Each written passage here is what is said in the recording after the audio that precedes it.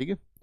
संरचना इसका क्या होगा, अब तक 3 का समान था, तो 1992 में इसकी स्थापना हुई। एक अध्यक्ष और 5 अन्य सदस्य होंगे। ठीक है। किसी एक सदस्य का उन 5 में से किससे, एससी या एसटी से होना जरूरी है। 5 में से एक सदस्य एससी एसटी से होना जरूरी है। ठीक है, कि ताकि ध्यान दिया जाए, एससी एसटी के लिए अलग से तो है ही है कमीशन, लेकिन एससी एसटी में महिलाओं को और विशेष रूप से उन पर क्या, उनके वेलफेयर के लिए काम किया जाए, कल्याण के लिए काम किया जाए। नियुक्ति राष्ट्रपति, कार्यकाल इनका भी 3 वर्ष। अध्यक्ष जयंती पटनायक थी पहली, बहुत पूछी जाती हैं। अभी रिसेंट में ही बनी विजया किशोर राहटकर, ये भी हाल ही की बनी।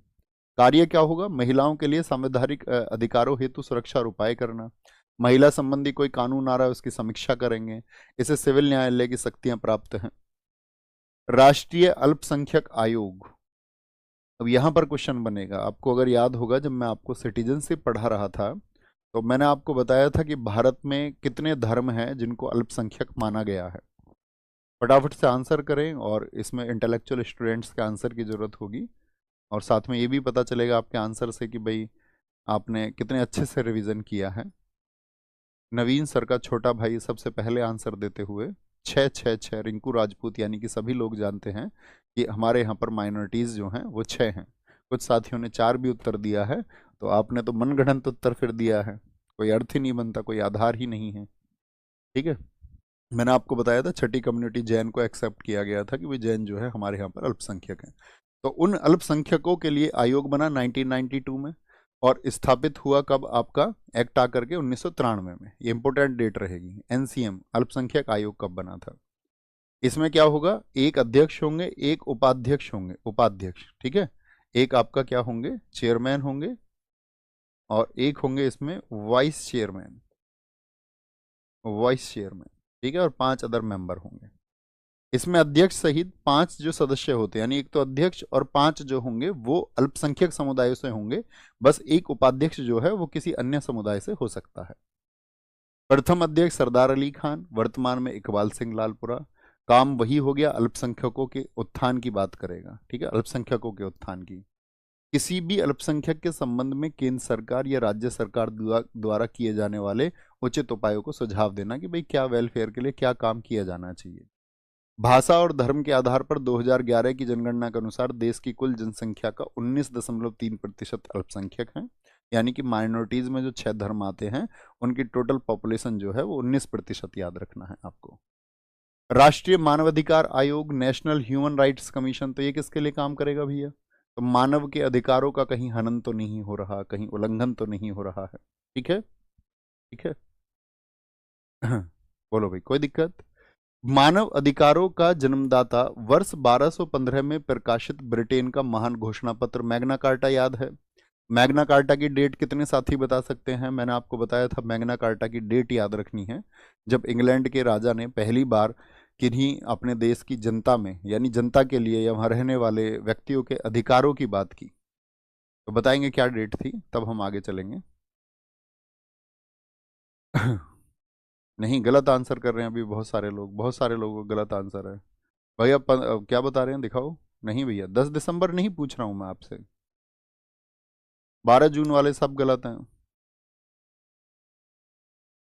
12 जून और, तो क्या बोलेंगे, मैग्ना कार्टा को कहा जाता है, और यूरोप में मानवाधिकारों और नागरिक स्वतंत्रता का सबसे पहला दस्तावेज वर्ष 1525 में द 12 आर्टिकल के नाम से आया, पूरे यूरोप में प्रसारित हुआ। संयुक्त राष्ट्र महासभा द्वारा, क्योंकि संयुक्त राष्ट्र आप जानते ही हैं कि संयुक्त राष्ट्र कब आया था आपका, 24 अक्टूबर 1945 को एग्जिस्टेंस में आया। तो वहां पे जो जनरल असेंबली है, महासभा, उसने 10 दिसंबर 1948 को, 10 दिसंबर 1948 को मानवाधिकारों की सार्वभौमिक घोषणा, मानव अधिकारों की सार्वभौमिक घोषणा, इसको बोलते हैं universal declaration of human rights, UDHR, UDHR बोलते हैं इसको। तो यूडीएचआर का डेट कितना है, universal declaration of human rights कितना है, तो आप कहेंगे वो 10 दिसंबर 1948 है। और जिसे विश्व मानवाधिकार दिवस के रूप में भी मनाया जाता है, किसको, 10 दिसंबर को। ठीक है, यूडीएचआर की घोषणा कभी नहीं भूलनी है, कभी भी। ओके, आगे आएंगे। संयुक्त राष्ट्र महासभा द्वारा 20 दिसंबर 1993 को संयुक्त राष्ट्र मानवाधिकार उच्चायुक्त कार्यालय की स्थापना हुई। क्या बनाया गया, एक साथी आपका उच्चायुक्त, यानी कि हाई कमिश्नर बनाया गया ह्यूमन राइट्स के लिए, ठीक है, 1993 में। और यही वर्ष था जब भारत ने भी बनाया। संयुक्त राष्ट्र महासभा द्वारा 15 मार्च 2006 को संयुक्त राष्ट्र मानवाधिकार परिषद, ये भी इंपॉर्टेंट है, इसको क्या बोलेंगे, United Nations human rights council, UNHRC। अंतर हो जाएगा, मैं क्यों बता रहा हूँ आपको, UDHR, ठीक है, वो यूनिवर्सल डिक्लेरेशन है, ये क्या है, ये यूनाइटेड नेशंस के लिए ह्यूमन राइट्स काउंसिल बनाई गई है, कहाँ पर, स्विट्जरलैंड में बनाई गई। अब आते हैं भारत में भी, जब दुनिया के सभी देशों में भाई UN ने भी इसको जारी किया, तो भारत ने भी इसकी स्थापना मानवाधिकार संरक्षण अधिनियम, जिसको PHRA बोलते हैं, PHRA। तो PHRA क्या है आपका, तो P फॉर क्या, protection of human rights acts, protection of human rights acts, यानी किसका संरक्षण करना है, मानव के अधिकारों का, उसके लिए एक अधिनियम आया। तो मानव अधिकार संरक्षण अधिनियम 12 अक्टूबर 1993, इस डेट को लॉक कर लीजिए, बाकी कोई डेट आपको याद रहे ना रहे, ये जरूर रहनी चाहिए, ठीक है, संवैधानिक प्रावधान हो गया। PHRA, P फॉर क्या हो गया आपका, किसके लिए बोल रहे हैं, पीपल के लिए, मानव के लिए, ह्यूमन भी बोल सकते हैं, ठीक है, protection of human rights act 2006 और मानवाधिकार अधिनियम 2019 के द्वारा इसको संशोधित किया गया है। इसमें 8 अध्याय हैं, 43 धाराएं हैं। आदर्श वाक्य सर्वेन भवन्तु सुखीन है। संरचना क्या होगी, एक अध्यक्ष होगा, 5 पूर्णकालिक सदस्य होंगे, फिक्स मतलब फुल टर्म्स के लिए, और साथ में 7 होंगे होनररी मेंबर्स, मानद सदस्य। और वो 7 सदस्य क्या है, अलग अलग आयोगों से लिए जाएंगे, जैसे आपने अभी पढ़ा था, एक SC कमीशन से आएगा, एक ST कमीशन से आएगा, एक माइनॉरिटीज से आएगा, एक आपका वुमेन से आएगा, एक OBC से आएगा, ठीक है, एक आपका किसके लिए, जो साथी आपका चाइल्ड राइट की बात करेगा, और एक किसके लिए, जो दिव्यांग है, विकलांग व्यक्ति हैं, उनसे आएंगे 7 व्यक्ति। ओके, अध्यक्ष कौन होंगे, भारत के कोई पूर्व मुख्य न्यायाधीश, क्या बोलेंगे, भारत के कोई पूर्व मुख्य न्यायाधीश होंगे। भैया 15 जनवरी एकदम से, 15 जून एकदम से ठीक डेट, हाँ जी, 12 जून वाले सब गलत थे, 15 जून एकदम से ठीक डेट थी। भारत का पूर्व मुख्य न्यायाधीश होना चाहिए कोई, ठीक है, या सुप्रीम कोर्ट का न्यायाधीश होना चाहिए।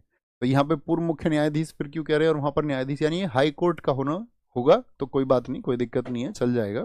और साथ में सुप्रीम कोर्ट का न्यायाधीश। प्रथम अध्यक्ष, UPSI 2021 में पूछा गया था क्वेश्चन, पहले अध्यक्ष कौन थे, रंगनाथ मिश्रा, वर्तमान में V रामा सुब्रमण्यम।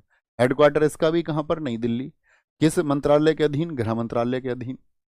नियुक्ति जो होगी वो अध्यक्ष और सदस्यों की नियुक्ति। तो टोटल कितने मेंबर है इसमें, अभी आपने देखा, तो आप कहेंगे भैया एक अध्यक्ष थे, 5 पूर्णकालिक सदस्य थे, और 7 क्या थे हमारे मानद सदस्य, यानी कि ऑनररी मेंबर्स थे। तो टोटल कुल मिलाकर के कितने मेंबर्स हो गए, बोले जी, कुल मिलाकर के कितने मेंबर्स हो गए, ठीक है, तो आप कहेंगे भैया टोटल 13 मेंबर हो गए। तो अध्यक्ष और सदस्यों की नियुक्ति राष्ट्रपति द्वारा एक 6 सदस्यों की समिति होती है। क्या होती है, करते तो राष्ट्रपति हैं, लेकिन एक कमेटी सिफारिश करेगी। मानवाधिकार बड़ा विषय है। इसमें कौन होंगे, 6 सदस्यों, PM होंगे, लोकसभा के अध्यक्ष होंगे, यानी कि लोअर हाउस के आपका कौन हो जाएंगे इसमें, यहाँ पर स्पीकर हो जाएंगे। राज्यसभा के उपसभापति होंगे, संसद के दोनों सदनों के विपक्ष के नेता होंगे, और साथ में होम मिनिस्टर होंगे। कार्यकाल 3 वर्ष या 70 वर्ष में से जो पहले हो जाए, ठीक है। कार्य क्या हो गया, कार्य इसके पास सिविल कोर्ट जैसे अधिकार हैं, मानवाधिकार उल्लंघनों की जांच करेगा, ठीक है, ये तो कॉमन सी बात है, तो आपको समझ है, इतनी तो पॉलिटी इतने दिन से पढ़ रहे हो। इसके कार्य की प्रकृति मुख्यतः अनुशासनात्मक होती है, एक अनुशासनात्मक कार्यवाही सभी की होती है वो। केंद्रीय सतर्कता आयोग, सेंट्रल विजिलेंस कमीशन, क्या बोलोगे, सेंट्रल विजिलेंस कमीशन, ये 1964 में स्थापित हुआ। तो आपने कभी पढ़ा सेंट्रल विजिलेंस कमीशन या CVC किस आर्टिकल में, आप कहेंगे नहीं भैया, क्योंकि एक्ट के द्वारा बनाए गए हैं। इसके लिए प्रस्ताव आया 1963 से, संथानम समिति ने सिफारिश की, और 1998 में केंद्रीय सतर्कता आयोग को सांविधिक दर्जा, और 2003 में संसद में विधेयक पास करके 2004 में एजेंसी के रूप में क्या बनी, एक एजेंसी बनी, सेंट्रल विजिलेंस कमीशन। तो विजिलेंस मतलब सतर्कता, किस पर सतर्कता रख रहे हैं, कौन बताएगा, किस चीज की सतर्कता के लिए इसको बनाया गया है। तो आप कहेंगे इसमें एक अध्यक्ष होता है, और 2 भाई साहब क्या होंगे, 2 अन्य सदस्य होंगे, क्या बोलेंगे, 2 आपका अन्य सदस्य होंगे। नियुक्ति राष्ट्रपति द्वारा एक समिति की सिफारिश पर होगी। उस समिति में PM होंगे, लोकसभा में विपक्ष के नेता और गृह मंत्री होंगे। कार्यकाल CVC का 4 वर्ष या 65 वर्ष का होता है, जो भी पहले हो जाए। प्रथम अध्यक्ष NS राव थे, वर्तमान में प्रवीण कुमार श्रीवास्तव, हेडक्वार्टर नई दिल्ली। अब देखो सबसे महत्वपूर्ण है इसका फंक्शन, CVC का कार्य क्या है, ध्यान से पढ़ो इस लाइन को एक बार। यह आयोग भारत में ऐसी शिकायतों की जांच करता है जिसमें किसी अधिकारी पर भ्रष्टाचार का आरोप लगा हो। तो किन की जांच करेगा, इनकी जांच करेगा तो आप सीधी सीधी बात कह सकते हैं कि भैया भ्रष्टाचार की जांच करेगा, कि भाई किसी पर कोई मुकदमा दर्ज हो गया या कोई आरोप लगा है, कोई एलिगेशंस है, तो सीवीसी देखता है कि भाई वो आरोप सत्य हैं या नहीं है, वो आरोप सत्य हैं या नहीं है। केंद्र सरकार के मंत्रालय व प्राधिकरणों के सतर्कता प्रशासन पर नजर रखता है। ठीक है। रिपोर्ट सीवीसी अपनी रिपोर्ट राष्ट्रपति को देगा, राष्ट्रपति रिपोर्ट संसद के पटल पर रखवा देते हैं और उसमें जांच होती है, फिर देखा जाता है कि भाई क्या जांच इन्होंने की है और फिर कार्रवाई होती है। सेंट्रल इंफॉर्मेशन कमीशन, इसको बोलते हैं सीआईसी, केंद्रीय सूचना आयोग 2005। आपको याद होगा आरटीआई किस वर्ष का है, फटाफट से बताओ। आरटीआई मैंने आपको बताया था, आरटीई मैंने आपको बताया था, दोनों के वर्ष लिखिए एक बार, तब आगे बढ़ेंगे। बोलेंगे जी फटाफट से। बेटा आप सब जो अन्य बातों में बिजी रहते हो, अब आपसे मैं क्या ही कहूँ, लगभग 2.5 महीने तो 2005 तभी का याद रखना, आरटीआई जब आया तभी सूचना आयोग आया। संरचना, एक अध्यक्ष और 10 से अधिक सदस्य नहीं हो सकते, मैक्सिमम 10 हो सकते हैं। जो नियुक्ति होगी राष्ट्रपति द्वारा समिति की सिफारिश पर होगी, जिसमें पीएम होंगे, विपक्ष के नेता होंगे और आपका लोकसभा में विपक्ष के नेता हैं। ठीक है, पीएम, कभी भी अगर साधारण विपक्ष नेता लिखा हुआ समझ जाना लोकसभा में, और केंद्रीय नेता और केंद्रीय मंत्री शामिल होते हैं। कार्यकाल निश्चित नहीं होता, रिटायरमेंट की एज है 65। क्षेत्राधिकार सभी केंद्रीय लोक प्राधिकारियों तक है, जितने भी सेंट्रल पब्लिक अथॉरिटीज है वहां पर क्या बोलेगा ये, उन सब के बारे में कि भाई सूचना पहुंचाने का कार्य करेगा। आरटीआई से आप जो सूचना मंगा रहे हैं तो उसके लिए प्रतिबद्ध सूचना जा रही है या नहीं जा रही है देखता है। मुख्यालय क्या है, नई दिल्ली। अध्यक्ष वजाहत हबीबुल्ला, वर्तमान में हीरालाल समारिया, ये देश के पहले दलित व्यक्ति हैं जो आपका इस आयोग में अध्यक्ष बने हैं। कार्य क्या है, आयोग किसी भी विषय पर प्राप्त जानकारी के मामले में संबंधित व्यक्ति से पूछताछ कर सकता है। ठीक है, किसी भी विषय पर प्राप्त जानकारी के मामले में।